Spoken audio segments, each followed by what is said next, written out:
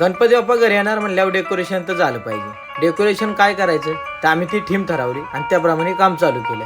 Architect आमचं भरत यादव म्हणजे आमचं दाजी, त्यांनी आम्हाला ज्या ज्या गोष्टी सांगितल्या त्या आम्ही गोष्टी आणल्या आणि डेकोरेशनची तयारी चालू झाली. रात्री 3 वाजल्याच होत्या तेही समजत नाही, कारण आपला बाप्पा येणार होता. बाप्पा येणार म्हणल्यावर आनंद वेगळाच.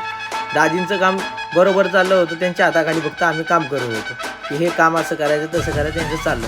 तिन्ही कामांनी तयार झाल्यावर त्याच्यावर आम्ही नावं टाकली. शिवराय, कान्हा, जगाचा मालक अशी आम्ही नावं टाकली.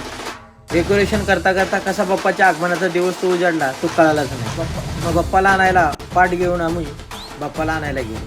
बाप्पाची तिथे मनोभावी पूजा केली आणि बाप्पांना घेऊन आपण आपल्या घराकडे विराजमान. गणपती बाप्पा मोरया, मंगलमूर्ती मोरया असं आम्ही जयघोष करत आम्ही गाडीमध्ये बाप्पांची मूर्ती बाळूमामाच्या रूपात होती आणि नंतर आम्ही घराकडे निघालो. घराकडे निघताना खूप मजा आली. गणपती बाप्पा मोरया अशी करत आम्ही गणपती बाप्पाची रॉयल एंट्री केली.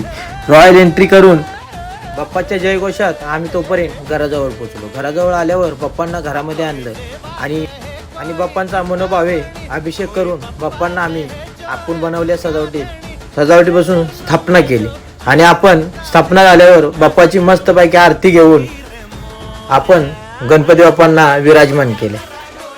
आम्हाला खूप आनंद होऊन आम्ही निश्चित गणपती बाप्पा मोरया ओरडत होतो.